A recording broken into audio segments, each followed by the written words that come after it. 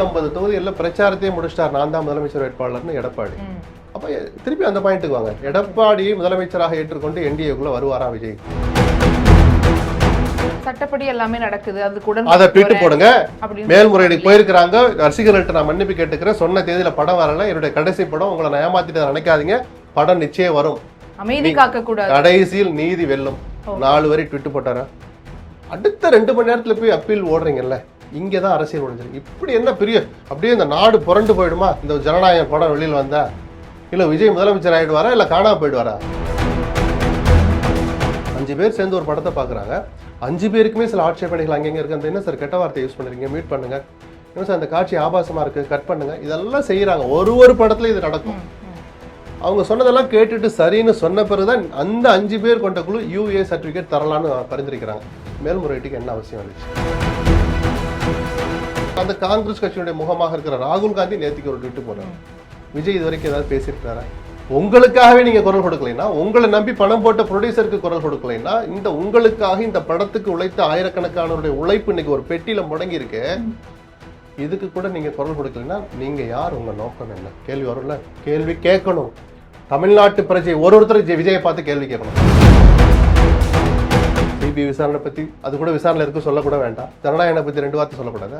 சரி, பத்திரிகையாளர் பார்த்தாலே உங்களுக்கு அலர்ஜி, இன்னைக்கு வரைக்கும் பத்திரிகையாளர் பார்க்கல. விஜய் தான் வெக்கி தலை குனியணும், தன்னை தலைவன் என்று சொல்லிக்கொள்ள விஜய் தான் வெக்கப்படணும். அவருக்கு யாரோ ஸ்ட்ராட்டஜியை சொல்லி கொடுக்குறாங்க, நீங்க யாரையும் பார்க்காதீங்க, உங்களை அப்படியே கூண்டு கிளியா வச்சாதான் மக்கள் தூக்கி போட்டு உடைப்பாங்க. விஜய் இல்லை, எவ்வளவோ பேரை பார்த்த உலகம் இது, பார்த்த அரசியல் களம் இது. மக்களோட மக்களா விஜய் கலக்காத வரை அவர் ஆட்சிக்கு வரவும் முடியாது, வரவும் கூடாது. கூட்டணி விட்டு நாங்கள் விலகுறோம், திமுகவோட எங்களுக்கு ஒட்டும் இல்லை உறவும் இல்லைன்னு சொல்லிட்டு திமுகவை கிளின்னு கிளிக்கலாம். காங்கிரஸ் கட்சிக்கு இருக்கிற உரிமை எவருக்கும் அந்த உரிமை உண்டு. நீங்கள் வெளியே போனதுக்கப்புறம் திமுக அப்படியே காய் வெட்டியை கட்டிட்டு சும்மா இருப்பாங்களா? காங்கிரஸ் அவங்களும் தான் கிழிச்சு தொங்க விடுவாங்க. அது அரசியல். பதவிப்பில் நேயர்களுக்கு வணக்கம். நான் பவித்ரா சேவியர். இன்றைய நேர்காணலில் நம்மளுடன் இணைந்திருக்கிறார் மூத்த பத்திரிகையாளர் SP லட்சுமணன் அவர்கள். வணக்கம் சார். வணக்கம் சார். தமிழகத்துல ரொம்ப பரபரப்பா அரசியல் களம் இருக்குது அப்படிங்கிறத பார்க்க முடியுது. இந்த தேர்தல் ரொம்பவே வித்தியாசமான ஒரு கோணங்கள் இருக்கு, புதிய கட்சி வந்திருக்கு, அவருக்கு ஒரு பெரிய சிக்கல்களை கொடுக்குறாங்க. அது பிஜேபி மூலியமா தான் கொடுக்கப்படுது. அது சிபிஐ அப்படிங்கிற பேர்லையும் சென்சார் போர்டு அப்படிங்கிற பேர்லையும் தான் கொடுக்கப்படுது. தளபதியா இருக்கக்கூடிய விஜய் அவர்கள் இன்னைக்கு கட்சி தலைவராயிருக்காரு. அவர் இந்த கட்சி வர்றது ரொம்ப பெரிய நெருக்கடியா இருக்கும் இந்த சட்டமன்ற தேர்தல். அதனால அவர் எப்படியாவது முடக்கணுங்கிறதுக்காக இந்த வேலையெல்லாம் செய்யறாங்கன்னு ஒரு பார்வை இருக்கு. அதை எப்படி பாக்குறீங்க? இப்படி எல்லாம் செஞ்சுட்டதுனால ஒரு பிரபலத்தை, ஒரு தலைவரை, ஒரு இயக்கத்தை முடக்கிடலாம்னு நினைக்கிறதெல்லாம் கனவாதான் முடியும். ஏன்னா குறைஞ்சபட்ச ஒரு துணிச்சல் இல்லாம ஒரு அரசியலுக்கு வந்திருக்க மாட்டார் நான் இப்போ நம்புறேன். அவர் மீதான விமர்சனத்தை நான் பின்னாடி சொல்றேன். இந்த சவாலான காலகட்டத்தில் அரசியலுக்கு வரணும்னு முடிவெடுத்து அதை நிகழ்த்தி காட்டுகிற ஒருவருக்கும் முதல் கட்ட பார்வை நான் இதைத்தான் வைப்பேன். அப்படிலாம் எடுத்த உடனே ஒருத்தரை குறைச்சி எடை போட்டுற முடியாது. ஆனா இந்த சென்சார் போர்டில் அவங்களுக்கு அதிக SV சேகரில் தொடங்கி பிஜேபியிலேயே இருக்கிற சரத்குமார், பிஜேபி விமர்சிக்கிற SV சேகர் உட்பட எல்லோருமே சொல்றது சென்சார் போர்டுக்கு அதிகாரம் இருக்கு. யார் இல்லைன்னு சொன்னா சரி, அப்படி அதிகாரம் இருக்கிறது எப்படி அமல்படுத்துறாங்க? மேல்முறையீட்டுக்குன்னு சில விதிமுறைகள் இருந்தால் எந்த சூழல்ல மேல்முறையீட்டு போகணும், எதற்காக அப்படி அனுப்புறாங்க, அதுக்கான இடைவெளி என்ன, இப்படின்னு நடைமுறையும் கலந்து பேசிதான் சரத்குமார் போன்று நடிகர் சங்கத்துக்கு தலைவராக இருந்த சரத்குமார் அந்த பார்வையும் பார்த்துருக்கணும். பிஜேபியில் இருக்கிற சரத்குமார்னு மட்டும் ஒரு சுருக்கி சொல்லிட்டாரோன்னு நான் பார்க்குறேன்.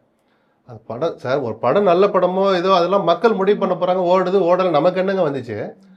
அரசியல் இது என்னுடைய கடைசி படம்னு சொல்லிட்டார். அரசியல் கட்சி ஆரம்பிச்ச பிறகு வருகிற படங்கிற போது அவருக்கு எது கிடைச்சிடக்கூடாது நீங்க நினைச்சீங்கன்னா அதை சட்டப்படி செய்யணும். நீங்க அதை அதன் போக்கில் விட்டுட்டு உங்களுடைய வேலைகளை, சேஷ்டைகளை, திறமைகளை, சாகசங்களை அரசியல் களத்துல தான் விஜய்க்கு எதிராக பயன்படுத்தணுமே தவிர தன்னாட்சி பெற்ற அமைப்புகளை அரசியல் காரணங்களுக்காக பயன்படுத்தக்கூடாதுன்னு என்னை போன்றவர்கள் தொடர்ந்து சொல்றோம். இனியும் சொல்லக்கூடிய சூழலை பிஜேபி தொடர்ந்து பண்ணிக்கிட்டே இருக்கிறாங்க. 5 பேர் சேர்ந்து ஒரு படத்தை பாக்குறாங்க, 5 பேருக்குமே சில ஆட்சேபனைகள் அங்கங்க இருக்கு. அந்த என்ன சார் கெட்ட வார்த்தை யூஸ் பண்ணுறீங்க, மியூட் பண்ணுங்க, என்ன சார் அந்த காட்சி ஆபாசமா இருக்கு, கட் பண்ணுங்க, இதெல்லாம் செய்யறாங்க. ஒரு படத்துல இது நடக்கும்.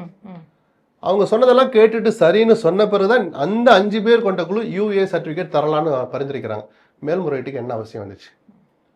அப்ப மேல்முறையீட்டுக்கு அவர் அனுப்புறாரு. இவங்க ஷாக்காரா கோர்ட்டுக்கு போன போது புகார் வந்திருக்கு அப்படின்றாங்க. அப்ப ஜட்ஜு கேட்டாரு, PT ஆஷா நினைக்கிறேன், அவங்க கேட்டாங்க புகார் கம்ப்ளைண்ட் காப்பியை கொடுங்கன்னு. வாங்கி பார்த்தா அந்த 5 பேர்ல ஒருத்தர் புகார் கொடுக்குறாரு. இங்கதான் இதைத்தான் சேட்ட சில்மிஷம் நம்ம சொல்றோம். அவர் புகார் கொடுக்கணும் அவசியமே இல்லை. அவர் எதை புகார்னு சொல்றாரோ அதை கமெண்ட்ல எழுதலாம். அந்த ஆட்சேபனைக்குரிய காட்சியை நீக்க சொல்லலாம், சவுண்டை கட் பண்ண சொல்லலாம். அவர் சொன்னதும் நடந்திருக்குன்னு தான் நமக்கு தகவல் வருது. அவரே ஒரு அதிகாரம் இப்படி அவர்கிட்ட ஒரு புகாரை கொடுக்க அவசர அவசரமா அவங்க போடுறாங்க, உடனே மேல்முறையீட்டு கேஸ் வர்றாங்க, தனி நீதிபதி விசாரிச்சுட்டு இது சட்டத்துக்கு புறம்பானது, நடைமுறைக்கு மாறானது, ஒரு என்ன சொல்ற ஒருவருடைய ஒரு நிறுவனத்தினுடைய உரிமையை பறிக்கிற செயல்னு புரிஞ்சுக்கிட்டு யூஏ சர்டிஃபிகேட் நீங்க முடிவு பண்ணபடி கொடுங்கிறாங்க. யூஏ கொடுக்கணும்னு ஜட்ஜு எழுதல, நீங்க என்ன முடிவு எடுத்தீங்களோ அந்த முடிவுப்படி அந்த சர்டிஃபிகேட்டை கொடுங்கன்னு கொடுக்குறாங்க. அடுத்த 2 மணி நேரத்துல போய் அப்பீல் ஓடுறீங்கல்ல, இங்கதான் அரசியல் ஒழிஞ்சிருக்கு. இப்படி என்ன பெரிய அப்படியே இந்த நாடு புரண்டு போயிடுமா இந்த ஜனநாயக படம் வெளியில் வந்தா? இல்ல விஜய் முதலமைச்சர் ஆயிடுவாரா, இல்ல காணாம போயிடுவாரா? ரெண்டுக்கும் இதுக்கும் சம்மந்தம் இல்லைங்கிறேன் நான். இதன் போக்குல விடுங்க, நீங்க அரசியலா பண்ணுங்க. இந்த வேகத்தை, அசாத்திய வேகம், காட்டக்கூடாத இடத்தில் காட்டிய அந்த அதிகாரம், இதுதான் நம்மளை சந்தேகப்பட வைக்குது. விஜய்க்கு எதிராக ஏதோ பண்றாங்களோ அப்படின்னு. மற்றபடி சிபிஐ விசாரணைக்கு கூப்பிட்டாங்கன்னா என்ன, இவராக தானே போய் வலையில் விழுந்தாரு, சிபிஐ விசாரணை வேணும்னு போய் தான் ஆகணும். பட் தேர்தல் நெருக்கத்தில் இப்படி கூப்பிட்டதை பார்த்தா, சரி 7 மணி நேரம் விசாரிச்ச பிறகு அடுத்து எப்போ வர்றீங்கன்னு கேட்டதை பார்த்தா, சரி விஜய் கொஞ்சம் குடைச்சல் கொடுக்கலான்னு ஒரு முடிவுக்கு பிஜேபி வந்திருக்கோ அப்படின்னு நம்ம சந்தேகப்படுறோம். அவ்வளவுதான். ஆனா இது அவருக்கு பாசிட்டிவா போகும் அப்படிங்கிற ஒரு சரி, நான் கேட்குறேங்க, இவ்வளவு தூரம் நீங்க கேட்குறீங்க, நான் சொல்றேன், விஜய் ஏதாவது வாய் திறந்து பேசினாரு? உங்களுடைய அரசியல் எதிரி ஸ்டாலின் ட்விட்டர் போட்டார், இப்படி குரல் வலையை நசுக்காதீங்க, கருத்து சுதந்திரத்தை நசுக்காதீங்க, தன்னாட்சி பெற்ற அமைப்புகளை அரசியலுக்கு பயன்படுத்தாதீங்கன்னு. நீங்கள் யாரோடு கூட்டணி சேர ஆசைப்படுகிறீர்களோ, நீங்கள் உங்களுடைய ஆதரவாளர்கள் சிலர் தூண்டி விட்டு காங்கிரஸ்ல யார் பேச, அந்த காங்கிரஸ் கட்சியுடைய முகமாக இருக்கிற ராகுல் காந்தி நேத்திக்கு ஒரு ட்விட்டு போறாரு. விஜய் இது வரைக்கும் ஏதாவது பேசியிருக்கிறாரா? இது என்ன நேர்மையான செயலா? அது அப்போ உங்க நோக்கம் என்ன? நீங்க யாரு?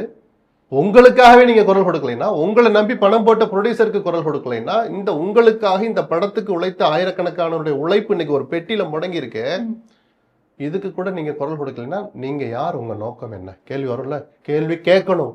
தமிழ்நாட்டு பிரஜை ஒருத்தர் விஜயை பார்த்து கேள்வி கேட்கணும். நீங்க எப்பதாப்பா பேசுவேன், நீங்க யாரு, உங்க நோக்கம் என்ன கேட்கணும்ல. இது ஆபத்தான மௌனங்க. கொள்கை எதிரின்னு பிஜேபி சொல்லுவார், அந்த பிஜேபி சில்மிஷம் பண்ணணும், நீங்க நான் அவர் இவர் ஸ்டாலின் ராகுல் எல்லாரும் கத்துவோம், இவர் மௌனமா இருப்பாராம். அப்படியே தட்டுல தூக்கி வச்சு இவர் கொண்டு கொடுக்கணும், நீங்க சாப்பிடுங்க ராஜான்னு. நீங்க நான் அவ்வளவு பெரிய ஆளா? நான் விஜய்க்கு எதிரான தனி மனித விமர்சனமா அதை வைக்கல, என்னுடைய கொதிப்பை, என்னுடைய ஆதங்கத்தை சொல்றேன். நாம எல்லோருமே இதை கொதிக்கணும், எல்லோரும் ஆதங்கப்படணும்.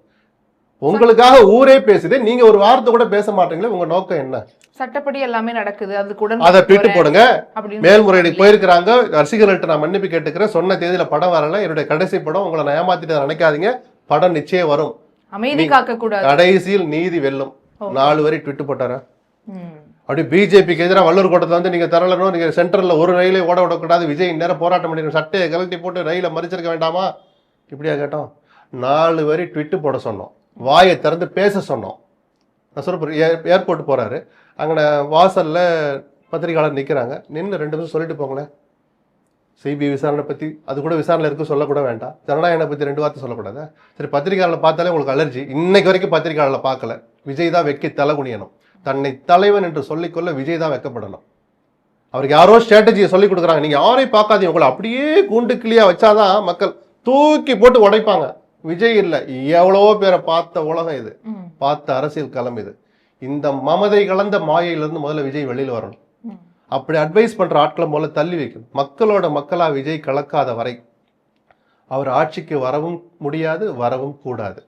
இப்போ அவங்களுக்கு சப்போர்ட்டிவா காங்கிரஸ் ட்வீட் போட்டதெல்லாம் நீங்க குறிப்பிட்டு சொன்னீங்க. அதற்கெல்லாம் காரணம் ஒரு பக்கம் அவங்க தாவேக்கா கூட கூட்டணி போகலாம், ஏன்னா ஏற்கனவே இங்க திமுக கூட ஒரு பெரிய பிரச்சனை இருக்குங்கிறத பார்க்க முடியுது. ஆட்சியில பங்கு கேட்கிறாரு மாணிக்கம் தாகூர் எம்பி அவர் சொல்லியிருந்தாரு. இன்னும் அதை தொடர்ந்து பல்வேறு பிரச்சனைகள் இருக்குதுங்கிறது காங்கிரஸ்ல இருக்கக்கூடிய பல்வேறு நபர்களுடைய கருத்துக்கள் மூலியமா தெரிஞ்சுக்க முடியுது. ஸோ அங்க ஒரு பிளவு ஏற்பட்டா நம்ம தாவேக்காக்கு போலாங்கிறதுக்காக அங்க ஒரு சாஃப்ட் கார்னர் உருவாக்குறதுக்காக அந்த கட்சி.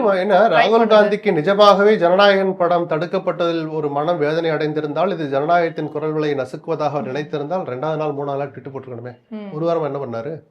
அப்ப இங்க இருந்து சில நபர்கள் போய் சொல்லி அவருக்கு புரிய வச்சு, இல்ல நீங்க போடுங்க, நம்ம விஜயை நம்ம பக்கம் இழுக்கலாம், இல்ல நம்ம இங்க போகலாம், அந்த உறவு சுமூகமா இருக்கும்னு அவருடைய முயற்சியின் வெற்றி தான் இந்த ட்விட்டர் நான் பாக்குறேன். அதுக்காக உணர்வற்றவராக இந்த பதிவு போட்டார், நான் ராகுல விமர்சிக்க விரும்பல. இந்த தாமதத்துக்கு காரணம் இங்க இருக்கிற சில பேர் பண்ண வேலை தான். எப்படியாவது நீங்க போட வைங்கன்னு போட. நீங்க நவம்பர் மாசமே விஜய் ராகுலும் சந்திக்கிறதுக்கெல்லாம் இதே சில தனிநபர்கள் ஏற்பாடு பண்ணாங்க. ஒரு இயக்கம் அரசியல்னு வர்ற போது, தேர்தல் அரசியல்ல சுயநலம் கலந்துதான் ஒரு பார்வை பார்ப்பாங்க எல்லா கட்சிக்கும். இப்ப திமுகவுக்கும் தான் சுயநலம் இருக்கு. என்ன சுயநலம்? நாம திரும்ப ஆட்சிக்கு வரணும், எடப்பாடியை வர விட்டுறக்கூடாது, விஜயை வர விட்டுறக்கூடாது, அதான் சுயநலம். அதுதாங்க அரசியல். அதுக்குதான் கட்சி நடத்துறாங்க அவங்க. அப்பதான் நம்ம கொள்கையில் அமல்படுத்தப்படி நம்ம நாகரிகமாவே கூட சொல்லுவோம். அந்த எதிர்பார்ப்புல அவங்க இருக்கிற போது ஒரு கட்சியும் என்ன முடிவெடுக்கணுங்கிற உரிமை அந்தந்த கட்சிக்கு இருக்கு, காங்கிரஸுக்கும் இருக்கு. ஆனா பொது வழியில நின்றுகிட்டு தோழமை தொடர்கிறது, கூட்டணி தொடர்கிறதுன்னு உங்கள் கட்சி கொள்கை ரீதியாக அரசியல் ரீதியாக முடிவெடுத்து அது அமல்ல இருக்கிற போது அதிகாரம் இல்லாத தனிநபர்கள் அல்லது தாங்கள் கூட்டணியை பற்றி பேசலாமா என்கிற அந்த அதிகாரத்தை தங்கள் வசம் வைத்துக் கொள்ளாதவர்கள் இப்படி கூச்சலிடுவது தவறுன்னு நம்ம சொல்றோம். கூட்டணி விட்டு நாங்க விலகுறோம், திமுகவோட எங்களுக்கு ஒட்டும் இல்லை உறவும் இல்லைன்னு சொல்லிட்டு திமுகவை கிளின்னு கிளிக்கலாம். காங்கிரஸ் கட்சிக்கு இருக்கிற உரிமை எவருக்கும் அந்த உரிமை உண்டு. நீங்க வெளியே போனதுக்கு அப்புறம் திமுக அப்படியே காய் வெட்டி கட்டிட்டு சும்மா இருப்பாங்களா? காங்கிரஸ் அவங்களும் தான் கிழிச்சு தொங்க விடுவாங்க. அது அரசியல். ஆனா தோழமை தொடர்புன்னு சொல்லிட்டு இந்த சில்மிஷங்கள் பண்றது அரசியல் நாகரிகம் அல்ல, அரசியல் தர்மமும் அல்ல. தர்மங்கிற வார்த்தையெல்லாம் தேர்தல் அரசியலுக்கு சம்பந்தம் இல்லாத வார்த்தை. என் மனசுல தோணுச்சு நான் சொன்னேன். ஸோ எல்லாமே அரசியல் தான், ராகுனுடைய ட்விட்டர்ல தொடங்கி. ஆனா இதெல்லாம் புரிஞ்சுக்க முடியாது. விஜயனுடைய மௌனத்திலையும் ஒரு அரசியல் ஒழிஞ்சிருக்கு. அந்த ஸ்ட்ராட்டஜி நீங்க புரிஞ்சுக்கீங்களா? சில பேர் ரொம்ப புலகாங்கிதப்படுறாங்க, நான் பரிதாபப்படுறேன். இது ஸ்ட்ராட்டஜியும் அல்ல, அது என்ன சொல்றது, அது ஒரு பண்பான அரசியலும் அல்ல. குறைஞ்சபட்சம் எனக்காக கருத்துக்களை வெளியிட்ட, நான் நடித்த படத்திற்காக அந்த ஜனநாயகத்தை பாதுகாக்க வேண்டும், கருத்து சுதந்திரத்தை பாதுகாக்கணுங்கிற நோக்கத்தில் கருத்து வெளியிட்ட அத்தனை தலைவர்களுக்கும் நன்றி. அது போட மாட்டாரா? அப்ப நீங்களாம் என்ன சார் மனுஷர்? கேள்வி வரும்ல. சாதாரண பொதுஜன கேட்பானா கேட்க மாட்டானா? அவங்கள இவ்வளவு பேர் உங்களுக்காக பேசுறாங்க, உங்க படத்துக்காக பேசுறாங்க, இந்த உங்களை மாதிரி ஆளு கேள்வி கேட்டு வரீங்க, நானும் வேலையெல்லாம் பதில் சொல்றேன். ஆனா விஜய் வாய் திறந்து பேச மாட்டார். அக்கிரமம். இந்த மௌனம் நேர்மையற்ற மௌனம்.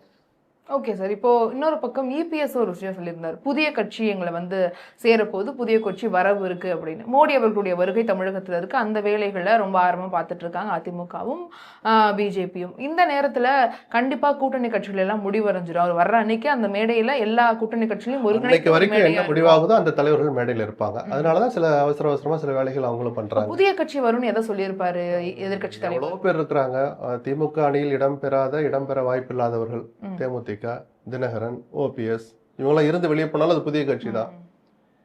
ராமதாஸ், பெரியவர் ராமதாஸ் இருக்காரு, டாக்டர் ராமதாஸ், அன்புமணி தானே வந்து சேர்ந்திருக்கிறாரு, அவர் ஒரு ஃபேக்ஷன் அங்கே இருக்கிறாருல. இப்படி இவங்களை தான் கவனிக்க தகுந்த குறிப்பிடத்தகுந்த கட்சிகள்லாம் இந்த 4 பேர் தான். மற்றையால மதிக்க தகுந்தவர்கள் அல்லன்னு அப்படி சொல்லலை. ஒரு அடையாளப்படுத்தப்பட்ட வாக்கு வங்கி ஓரளவு நிரூபித்த வாக்கு வங்கி வைத்திருப்பதாக நம்பப்படுகிற கட்சிகள். அப்படினால தாவேக்காவை நம்ம சேர்க்க வேண்டியதில்லை. அவர் என்னைக்கு மதுரை மாநாட்டுக்கு பிறகு செயற்குழுவை கூட்டி எங்கள் கூட்டணியின் முதலமைச்சர் வேட்பாளர் விஜய் தான் ஒரு சிறப்பு தீர்மானம் போட்டாங்களோ அன்னைக்கு அதிமுக தாவேக்கான அந்த கூட்டணி வாய்ப்பு முடிஞ்சு போச்சு தான்.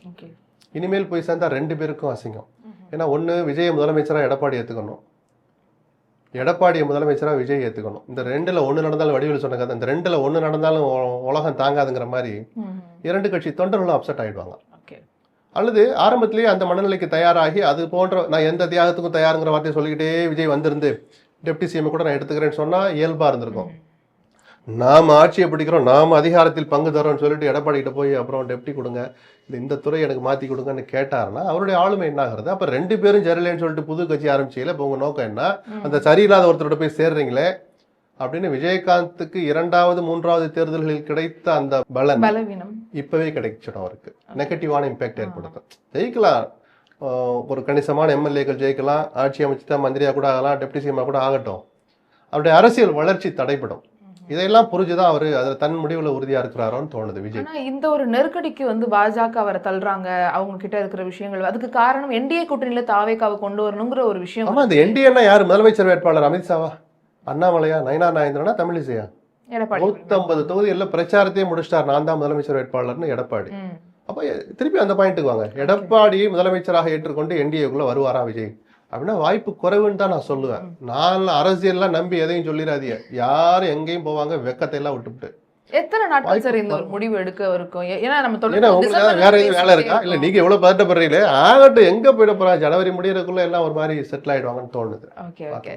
இப்ப இந்த கூட்டணி இந்த மாதிரி இருக்குங்கும் போது திமுகவோட கூட்டணியில் அடி பிளவு இருக்கு அப்படிங்கறத சொன்னேன். பிளவு இருக்குன்னு இல்ல, ஒரு சலசலப்பு இல்ல, ஒரு அதிருப்தியில இருக்கிறாங்கன்னு கூட வச்சுக்கலாம். மற்ற கட்சிகள் வந்து இன்னும் முடிவு எடுக்கல. தேமுதிக ஒரு முக்கியமான பிளேயர் இருப்பாங்களா சார்? ஏன்னா அவங்க இன்னும் முடிவு ஏன்னா அவங்க 2% வச்சிருக்காங்களா, 6 வச்சிருக்காங்களா, ஒரு காலத்துல 8 வச்சிருந்தாரு விஜயகாந்த் இருக்கும்போது, அது இப்ப இருக்க வாய்ப்பு இல்ல. ஆனாலும் தேமுதிக தங்களுக்கு தேவையான எடப்பாடி விரும்புறாரு, ஸ்டாலின் விரும்புறாங்க, 2 பேருமே பேச்சு நடத்துறாங்க, 2 பேருக்குமே வாசல்களை திறந்துதான் வைத்திருக்கிறது தேமுதிக. அதுக்கு தகுந்த மாதிரி தான் பிரேமலதா ஜனவரி 9ஆம் தேதி மாநாட்டில் நாங்கள் சொல்லிடுவோம்னு சொன்னார். பட் சொல்லல. இப்போ திருப்பி அடுத்த டெட்லைனை ஜனவரி 31 இந்த மாதம் இறுதிக்குள்ளே சொல்லிடுவோம்னு சொல்கிறார். அதுக்கு மேலே சொல்லாமல் நாமினேஷன் ஃபைல் பண்ணுறதுக்குள்ளே சொல்லுங்கன்னு அவங்க கட்சிக்காரனே சங்கடப்பட்டுருவாங்க. எல்லாருமே தங்களுடைய வாய்ப்புகளை எது ப்ளஸ் எது மைனஸ் எதுல போனா அதிக பாதிப்பை குறைக்கலாம் அப்படின்னு தானே யோசிப்பாங்க. இப்போ டிடிவி வந்து ரொம்பவே கடுமையா எதிர்த்துட்டு இருந்தாரு இபிஎஸ். ஆனா இப்ப அமித்ஷாவை நேர்ல சந்திச்சுட்டு வந்திருக்காரு. அதை தொடர்ந்து அவரும் என்டிஏல சந்திச்சுட்டு வந்ததா ஒரு தகவல் இருக்கு. ஆனா அவர் இன்னும் அதை பத்தி வாய் திறந்து பேசல. ஆனா அவரோட பேச்சுல மாற்றங்கள் தெரியுது. முன்னாடி அவர் எதிர்த்து ரெண்டு அழுது மாற்றங்களை நான் எதிர்க்கிறது இல்ல. பார்த்தேன். ஒண்ணு, தஞ்சாவூர் பொதுக்குழுலே ஒரு வார்த்தையை சொன்னார். தேர்தல் அரசியல்னு வந்துட்டா எதிரி நண்பன் தோல்வி இதெல்லாம் பார்க்கலாம்னு சொன்ன போதே அவர் எதுக்கோ ரெடி ஆயிட்டாரோன்னு ஒரு சந்தேகம். பத்திரிகையாளர் நம்ம அப்படிதான் பார்ப்போம். அது அவர்கிட்ட இருக்கிற ஒரு மாற்றம். அமித்ஷாவை சந்தித்து விட்டு வந்ததாக சொல்லப்படுகிற நேரத்துல இவர் இப்படி சொல்றாரு. அமித்ஷா எதுவும் சொல்லியிருப்பாரா அப்படின்னு ஒரு சந்தேகம். இன்னொரு பக்கம் எடப்பாடியிடமே ஒரு மாற்றம் கவனிச்சிங்களா? அதே டெல்லியில அதே அமித்ஷா போய் பார்த்துட்டு வெளியில வந்து டெல்லி ஏர்போர்ட்ல ஃபிளைட் ஏறதுக்கு முன்னாடி அவர் சொல்றார், பத்திரிகையாளரை சந்திச்சு, ஓபிஎஸ் சசிகலாவை கட்சியில் சேர்க்கிறதுக்கு என்ற பேச்சுக்கே இடமில்லை, நான் அதை பல தடவை சொல்லிட்டேன்னு சொன்னார். தினகரன் அவங்க அணியில சேர்த்துப்பீங்களான்னு கேட்டபோது, அவங்களையே சேர்க்காத போது இவரை மட்டும் நான் எப்படி சேர்ப்பேன் அப்படின்னு சொல்லலை, மௌனமா கடந்து போனார். ஸோ அவரும் எதுக்கோ தயாராயிட்டார், கொஞ்சம் இறங்கி வர. தினகரனை சேர்க்கிற பேச்சுக்கே இடமில்லைன்னு நின்று சொல்றதுக்கு 30 செகண்ட் போதும். எடப்பாடி சொன்னாரா? சொல்லலை. அப்போ அந்த மௌனத்தின் பின்னாடியும் ஏதோ ஒன்று இருக்குல்ல, அவரும் கொஞ்சம் இறங்கி வந்திருக்கிறாரோன்னு தோணுது. இதெல்லாம் நம்ம யூகம் தான் பண்ண முடியும். இப்ப இவங்க கூட்டணி வலுவாயிட்டே இருக்கு. எப்பவுமே கொஞ்ச நாளுக்கு முன்னாடி பார்த்தா அதிமுக கூட்டணி கொஞ்சம் வலுவிழந்திருக்கு, திமுக கூட்டணி கொஞ்சம் வலுவா இருக்குங்கிற ஒரு பேச்சு மாறி அல்காரதம் கொஞ்சம் மாறுதோ, திமுகல இருக்கிற கூட்டணிகளும் கன்ஃபர்மேஷன் ஆகலங்கிறனால அதிமுகல இருக்க கூட்டணிகள் ஒன்னொன்னா ஜாயின் ஆகும்போது ஒரு பாசிட்டிவ் இம்பாக்ட். நீங்க சொன்னதுல ஒரு ஃபேக்ட் சொல்லிடுறார். திமுக அணியில இன்னும் கன்ஃபர்மேஷன் ஆகலைங்கிற வார்த்தை தப்பு. யாருமே நாங்க அந்த அணியை விட்டு வெளியே போறோம்னு சொல்லல. உறுதியான கூட்டணி நீங்க நானு பத்திரிகையாளர் ஊடகங்கள் ஏன் சொல்றோம்னா, இன்னைக்கு வரைக்கும் அது உடையல, யாரும் வெளியில போகல. சோ அவங்க யாருமே நாங்க இருக்கோம்னு சொல்லணும்னு அவசியம் இல்லை. கடைசியா நடந்த காஞ்சிபுரம் முப்பெரும் விழா அது இதுல எல்லாத்துலயுமே கையை தூக்கிட்டு எல்லாம் ஒன்னாதான் நின்னாங்க, வேல்முருகன் வரைக்கும். கோபத்தை பல நேரங்களில் காட்டிய வேல்முருகன் கூட இந்த அணியிலிருந்து நான் வெளியேறுகிறேன்னு இன்னைக்கு வரைக்கும் சொல்ல. அதனால பிளவு அப்படின்னு நம்ம சொல்ல இது வரைக்கும் நடக்கல. இன்று வரைக்கும் இன்னைக்கு தேதிக்கு அது உறுதிப்பட்ட கூட்டணியா இருக்கு. அதிமுக ஏன் பேசு பொருளாதுன்னா, அங்கே ஒரே ஒரு கட்சி இருந்துச்சு, பிஜேபி மிரட்டியோ உருட்டியோ கொண்டாந்து ஒரு வருஷம் முன்னாடி பிஜேபி அணியில் சேர்த்துக்கிட்டாங்க அல்லது சேர்ந்துக்கிட்டாங்க. அடுத்து அன்புமணி வந்தபோது அது பேசு பொருளாக மாறுது. அடுத்து தேமுதிக வருதா, தினகரன் வராரான்னு இப்படி அந்த அந்த எதிர்பார்ப்புகள் கூட கூட அதிமுகவை மையப்படுத்தி விவாதங்கள் கூடுற போது நீங்க சொல்ற தோற்றம் வருது. மற்றபடி இன்னும் பலப்படணும், இது 10 அமித்ஷா சொல்றார். தினகரனை எப்படியாவது என்டிஏக்கு கூட்டிட்டு வந்துருங்க அப்படின்னு அப்ப எடப்பாடி சொல்லியிருப்பார் அமித்ஷா கிட்ட. கொஞ்சம் உட்காருங்க, 21 நான் சொன்ன கேட்கல, இப்பயாவது என் பேச்சை கேளுங்கன்னு அமித்ஷா தான் ஒரு அழுத்தம் கொடுத்திருப்பாரு எடப்பாடிக்கு. ஒருவேளை தினகரன் வரணும், நீங்க ஏத்துக்கிட்டு தான் ஆகணும்னு ஒரு அழுத்தம் கொடுத்ததுனாலதான் மௌனமா நகர்ந்து போறாரு எடப்பாடி. சோ அந்த அணியை பலப்படுத்த வேண்டிய கட்டாயம் அதிமுக அணிக்கு தான் இருக்கு, என்டிஏக்கு தான் இருக்கே தவிர இதை இன்னும் பலப்படுத்தி ஆகணும், யாரெல்லாம் வருவாங்களோன்னு கதவை திறந்து வைத்து காத்திருக்கிற வேண்டிய இடத்துல இன்னைக்கு திமுக இல்ல. கூட்டணி விஷயத்துல சொல்றேன். ஆன்டி இன்கம்பன்சி ரொம்பவே அதிகமா இருக்குல்ல சார். போராட்டங்கள் போராட்ட களமாவே மாறி இருக்கு. ஆசிரியர்கள் தொடர் போராட்டம், தூய்மை பணியாளர்கள் தொடர் போராட்டம் அப்படின்னு டாப்ஸுங்கிற ஒரு விஷயம் சொல்லியிருந்தாலுமே அதுல பல்வேறு விமர்சனங்கள் இருக்கு. அது எப்போ அமலுக்கு வரும், அதுல ஒரு சில விஷயங்கள் மாசம் மாசம் பிடித்தம் பண்ணுவாங்கன்ற புதுசா கொடுத்துருக்கீங்க, நாங்க பழசதான் கேட்டோம்னு ஒரு ரெண்டு ஆப்ஷன் தேர்ந்தெடுக்கிற அந்த வாய்ப்பை கொடுத்து ஜீவோ வந்துடுச்சு. என்ன தேதியில இருந்து அமல்ங்கிறதையும் சொல்லிட்டாங்க. இது அது அந்தந்த தனிநபர் முடிவெடுக்க வேண்டிய விஷயம்தான். இப்போ பொதுவாகவே தேர்தல் நெருங்குகிற போது, இல்லை ஆட்சி 5 வருஷம் இப்போதான் ஆரம்பிச்சிருக்குன்னா கூட, சட்டமன்றம் தொடங்குகிற நாட்கள்ல அரசின் கவனத்தை ஈர்க்க எல்லா தரப்பு அந்த செக்டார் ஊழியர்கள், அதிகாரிகள், ஒரு சில சமூக அமைப்புகள், ஜாதி சங்கங்கள் எங்களுக்கு இதை கொடுங்க அதை கொடுங்கன்னு கேட்டு ஒரு போராட்டம் உண்ணாவிரதம் நடத்துறது இயல்பு தான். இப்போ இடைநிலை ஆசிரியர் இன்னைக்கு நடந்துட்டு பேச்சுவார்த்தை நடந்துட்டு இருக்கு. 19 நாளா ஏதோ போராடிட்டு இருக்கிறாங்க. அவங்களுக்கும் சம வேலை சம ஊதியம்னு ஏதோ ஒரு கோஷத்தோட வைக்கிறாங்க. அது நியாயம் இருந்தால் அது பண்ணி தான் ஆகணும். இந்த நேரத்தில் சொன்னாதான் எடுபடும் அப்படின்றதுனாலதான் எல்லோருமே இந்த அதான் போராட்ட களமாவே தெரியும். ஏதோ தமிழ்நாடு பெரிய போராட்ட களமா இருந்துச்சு. எந்த ஆட்சி, ஜெயலலிதாவே முதலமைச்சராக இருந்த போதும், கலைஞர் இருந்த போதும், தேர்தல் நெருங்குகிற நேரத்தில் நோட்டிபிகேஷன் முன்னாடி ஒரு 2 மாசம் இந்த காட்சிகள் தான் நடந்துகிட்டு இருக்கும். ஏன்னா இத்தனை வருஷம் சொன்னா யாருமே இப்பயாவது கேட்பாங்களாங்கிற அந்த ஆதங்கம் கலந்த எதிர்பார்ப்பு தான் இதற்கு காரணமே தவிர இது பெரிய இம்பாக்ட் ஏற்படுத்தும்னு நான் நினைக்கல. குறிப்பா அந்த பென்ஷன் ஸ்கீம் இது வரைக்கும் எந்த பிரயோஜனம் இல்லாம இருந்தவங்களுக்கு அது ஒரு வரப்பிரசாதம் சொல்றாங்க. நாங்க ஏற்கனவே வாங்கிட்டு இருந்தது பறி போகுதே, கொஞ்சம் குறையுதே, கொஞ்சம் இடிக்குதே அப்படின்ற அந்த அதிருப்தி இருக்கு. அதை அவங்க சரி பண்ணி போறாங்க. இது ஒரு தனிநபரும் முடிவெடுக்கிற விஷயம். இது அப்படியே ஒட்டுமொத்த தமிழ்நாட்டு அரசியல் ஒரு தாக்கத்தை ஏற்படுத்தும் அப்படின்னு நான் பார்க்கல. ஆனாலும் புறம்தள்ள முடியாத விவகாரம் அரசு ஊழியர்கள் ஆசிரியர்கள் சம்பந்தப்பட்ட விவகாரம். அதனால அவங்களும் கமிட்டியை போட்டு அதை வாங்கி இதை வாங்கி அரசுக்கு எவ்வளவு சமம் வரும் எல்லாம் கணக்கு போட்டு டேப்ஸ்ன்னு ஒன்று கொண்டாந்து திணிக்கிறாரு. ஒழுங்க பாத்துக்கலான்னு ஒன்றும் கடந்து போக முடியல இல்ல. சோ அவர்களுடைய முக்கியத்துவம் எந்த அரசுக்கும் புரியும், இந்த அரசுக்கும் புரிந்திருக்கிறதுன்னு நம்புறேன் நான். இதே மாதிரி பொங்கல் பரிசை வந்து 3000 ரூபாய் கொடுக்குறாங்க அப்படின்னு இதுக்கு முன்னாடி இவ்வளவு கொடுத்தது இல்ல. ஆனா 5 வருஷத்துக்கு முன்னாடி 5000 ரூபாய் கொடுக்கணும்னு சொன்ன ஒரு கட்சி தானே. ஆனா இன்னைக்கு 3000 அதான் ரூபாய் அரசியல். கொடுக்குறாங்க. 2 பேரும் சுயரூபத்தை மக்கள் தான் புரிஞ்சுக்கணும். ம். புரியுதுங்களா? எடப்பாடியால் அன்னைக்கு என்ன செய்ய முடிஞ்சது செஞ்சாரு. அன்னைக்கு தேர்தல் ஆதாயத்துக்காக வன்னியர்களுக்கு 10.5% உள் இடஒதுக்கீடு கொடுத்தாரு. அது சட்டப்பூர்வமானது இல்லைன்னு வன்னியர்ல சில பேர் சொன்னபோது இல்ல சீக்கிரம் 3 மணிக்கு பிரஸ் மீட் நோட்டிபிகேஷன் வர்றதுக்குள்ள 10 மணிக்கு அறிவிச்சாங்க. அதை ம். மற்ற சமுதாயம் எல்லாம் பாதிக்கப்படுது, அவங்களுடைய உணர்வுகள் புண்படுமே கூட அவர் கவலைப்படலையே. எல்லாமே அரசியல் தான். ஓகே. போன வருஷம் கொடுக்கல, இந்த வருஷம் 3000 கொடுத்தா 100% தேர்தலை மனசுல வச்சுதான். ம். ஆனா எல்லாத்தையும் எடை போட்டு பார்த்து வாக்களிக்க வேண்டியவர்கள் மக்கள் தானே. கண்டிப்பா சார். இந்த மாதிரியான ஆன்டிகம்பசி இருக்கும்போது லேப்டாப் கொடுக்குற ஒரு ஸ்கீமுமே வந்து இருந்துச்சு. அதுக்கு வந்து ஏற்கனவே பள்ளி மாணவர்கள் கொடுத்துட்டு இருந்தது நிறுத்தம் செஞ்சு இப்போ வந்து கல்லூரி மாணவர்கள் கொடுக்குறாங்க. படிக்கிற பசங்களுக்கு தான் அது தேவை. இப்போ வேலைக்கு போகும்போது கொடுக்கறத விட முன்னாடி கொடுக்கறதே சரிதானே. ஏன் அந்த மாதிரி ஸ்கீமை தொடர்ந்து ஸ்டாப் பண்ணி அப்புறம் திரும்ப அதை கண்டினியூ ஒரு பண்றாங்க? திட்டம் வரப்படுற போதும் நிறுத்தப்படுற போது இதெல்லாம் விமர்சனங்கள் வரதான் செய்யும். இதெல்லாம் அவ்வளவு பெருசா பாதிக்கும்னு நான் பார்க்கல. இப்பயாவது கொடுத்தாங்களே, அட்லீஸ்ட் அந்த ஸ்டூடெண்ட்டுக்கு வருதுன்னு தான் நான் ஒரு ஓகே. பிரஜையா வரவங்களுக்கு சந்தோஷப்படுவேன். கிடைக்குது. பள்ளி மாணவர்களுக்கும் குறைஞ்சபட்சம் மேல்நிலை கல்வி படிக்கிற மாணவர் +2 படிக்கிறவனுக்காவது கொடுங்கங்கிறத நாமளும் சேர்ந்து தான் ஆதரிக்கணும். அடுத்து வரப்போற அரசுகள் கொடுக்கட்டுமே. ம், ம், கொடுக்கறத போய் ஏன் கொடுக்குறோம் நான் தடுத்துட்டு இதுவும் கொடுக்கல நம்ம என்ன சட்டையை பிடிச்சா ஒழுக்க போறோம் ஸ்டாலினா இல்ல. ம். இப்படியே ஒரு கோஷம் போடு, ஒரு அறிக்கை எழுதுவாரு எடப்பாடியோ அன்புமணியோ தினகரனோ, ஒரு அறிக்கை விட போறாங்க, அவ்வளவுதானே. அட்லீஸ்ட் இப்பயாவது கொடுக்கணும்னு மனசு வந்து சேர்ந்தா நம்ம பார்க்கணும். அடுத்து எனக்கு தெரிஞ்சு இந்த ஆட்சி இன்னும் ஒரே ஒரு விஷயம் பெண்டிங் இருக்கு. இந்த 1000 ரூபாய் கொடுத்துட்டு இருக்காங்கல்ல மகளிர் உரிமை தொகை, கலைஞர் மகளிர் உரிமை தொகை, அதை கொஞ்சம் கூட்டி அறிவிப்பாங்களோன்னு தோணுது எனக்கு. ஓகே. அடுத்த கட்டமா அந்த மாதிரி அவ்வளவுதான். எல்லாமே தேர்தலை மனசுல வச்சுதானே. என்ன செஞ்சா மக்களை தங்கள் பக்கம் தக்க வைக்கலாம், வராதவர்களை தங்கள் பக்கம் இழுக்கலாம் அப்படின்னு கணக்கு போட்டு தானே ஒரு அரசியல் கட்சி செய்யறாங்க. திமுக மட்டும் என்ன சாமியார் மனமா நடத்துறாங்க? அவங்களும் தேர்தல் அரசியல்ல தானே கரைகண்ட ஆட்கள், சகலவிதமான சாகசங்களுக்கும் அனுபவப்பட்டவர்கள். அவங்க ஆட்சியை தக்க வைக்கிறதுக்கு அவங்களும் தங்களால் ஆனதை செய்யதானே செய்வாங்க. இந்த சட்டமன்ற தேர்தல் 2026 எத்தனை முனை போட்டியா இருக்கும் பாக்குறீங்க? இல்ல இப்ப இருக்கிற கணக்குப்படி 4 முனை போட்டின்னு 4 பேருமே அறிவிச்சிட்டாங்கல்ல. ம். திமுக ஒரு அணி, ம். அதிமுக என்டிஏ ஒரு அணி, சீமான் தனிச்சுன்னு சொல்லிட்டார். எங்கள் கூட்டணியினுடைய முதலமைச்சர் வேட்பாளர் விஜய்தான்னு சொன்ன போது தாவேகா தலைமையில ஒரு அணி, யாரும் வரலைன்னா தாவேகா தனி அணி அப்படின்னு தானே நம்ம ஒரு முடிவுக்கு வர வேண்டியிருக்கு. ஸோ இந்த 4 அணிகள் இருக்கிறனால தான் இன்னைக்கு அட்வான்டேஜ் டிஎம்கேன்னு நம்ம ஒரு வார்த்தையை சொல்றோம். கூட்டணி அந்த யாருக்கு பலவீனம் பலம் அப்ப அந்த கூட்டணியை உடைச்சிடலாமான்னு அதுலதான் இப்ப அந்த கலைவரங்கள் நடந்துட்டு இருக்கு காங்கிரஸ் கட்சியில. இது தொடர்வது காங்கிரஸுக்கும் நல்லதல்ல, திமுகவுக்கும் நல்லதல்ல. கண்டிப்பா சார். இன்னும் தொடர்ந்து பார்க்கலாம் என்ன முடிவுகள் எடுக்கப்படுது, கூட்டணியில் ஏதாவது மாற்றங்கள் வருதா அப்படின்னு நிறைய விஷயங்கள் தொடர்ந்து பேசலாம். இவ்வளவு நேரம் நீங்க எங்ககிட்ட பகிர்ந்துகிட்ட கருத்துக்களுக்காகவும் நேரத்துக்காகவும் ரொம்ப நன்றி சார். நன்றி.